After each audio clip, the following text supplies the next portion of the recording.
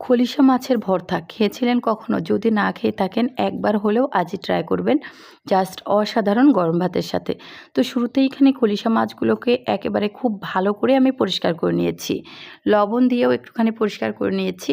আপনার চাইলে লেবু রস দিয়েও পরিষ্কার করে নিতে পারেন। তারপর একটা ছাঁকনিতে পানি ঝরিয়ে নেবেন।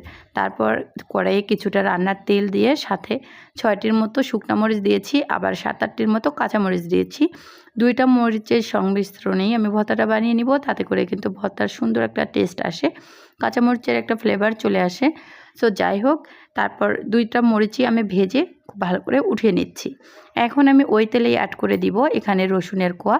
এখানে আমি ২টা বড় সাইজের রসুন কোয়া, তারপর খোসাগুলো ফেলে রসুনের কোয়াটাকে একটু লালচে টাইপের করে ভেজে নিচ্ছি। এবার রসুনের কোয়াগুলোকেও উঠিয়ে নিচ্ছি। এখন দিয়ে দিচ্ছি সামান্য একটু হলুদ দিয়ে এবার খলিশা মাছটাকে খুব ভালো করে ভেজে নিব। খলিশা মাছটা থেকে কিন্তু আমি পানি ঝরিয়ে নিয়েছি। তারপরে হয়তোবা একটু পানি উঠতে পারে। সামান্য একটু লবণ দিয়েছি, ভর্তাতেও কিন্তু লবণ অ্যাড করতে হবে, এই জন্য লবণটা বুঝিয়ে দিবেন। তারপর এটাকে খুব ভালো করে ফ্রাই করে নিব, অর্থাৎ একদম মুচমুচে করে ভেজে নিতে হবে। তো যখন দেখবেন ভেজে নেওয়া প্রায় হয়ে এসছে, ঠিক সে পর্যায়ে দিয়ে দিবেন ১ মুঠো পেঁয়াজ, অর্থাৎ এখানে ২টো বড় সাইজের পেঁয়াজ অ্যাড করেছি আমি। তো পেঁয়াজটা দেওয়ার পর একটু ভেজে নেব যতক্ষণ না পেঁয়াজের কাঁচা গন্ধটা দূর হয়। পেঁয়াজের যখনই কাঁচা গন্ধটা দূর হয়ে যাবে, পেঁয়াজটাকে একটা ফ্লেভার চলে আসবে, ঠিক সে পর্যায়ে এটাকে নামিয়ে ফেলব। তারপর এখানে পাটায় এখন ভর্তাটা বানিয়ে নেব। শুরুতেই আমি শুকনা মরিচটাকে লবণ দিয়ে খুব ভালো করে মথে নিচ্ছি। রেসিপিটা যদি ভালো লাগে প্লিজ ইউটিউব, ফেসবুক যেখান থেকেই দেখেন না কেন আমার পরিবারে যুক্ত হয়ে যাবেন। আর সম্পূর্ণ রেসিপি দেখার পর ভালো লেগে থাকলে একটা হলেও লাইক, কমেন্টস অথবা শেয়ার করে দেবেন।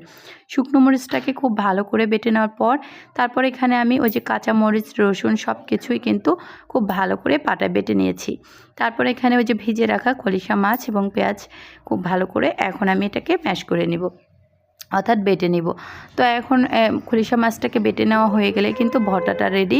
তো আমি বলি কি, খলিশা মাছ কিন্তু দেখা যায় কি ভাজি, চচ্চড়ি এগুলো খেতে খুব বেশি ভালো লাগে না, কেননা খলিশা মাছ কিন্তু সবসময় কাঁটাটা বেশি থাকে।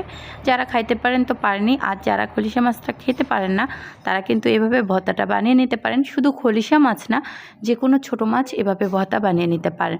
সবশেষে একটু ধনিয়া পাতা কুচি অ্যাড করে দিচ্ছি, যদিও বা ধনিয়া পাতা কুচিটা একটু আগেও অ্যাড করা যেত, অর্থাৎ সরাসরি মাছের মাঝেও দেওয়া যেত পেঁয়াজের একটু পরপর। তো তা না দিয়ে আমি এখন দিয়ে দিচ্ছি কাঁচা ধনিয়া পাতার ফ্লেভারটাও কিন্তু ভালো লাগে। লাস্ট পর্যায়ে একটু সরিষার তেল অ্যাড করে দিয়েছি। এবার খুব ভালো করে মিক্সড করার পালা।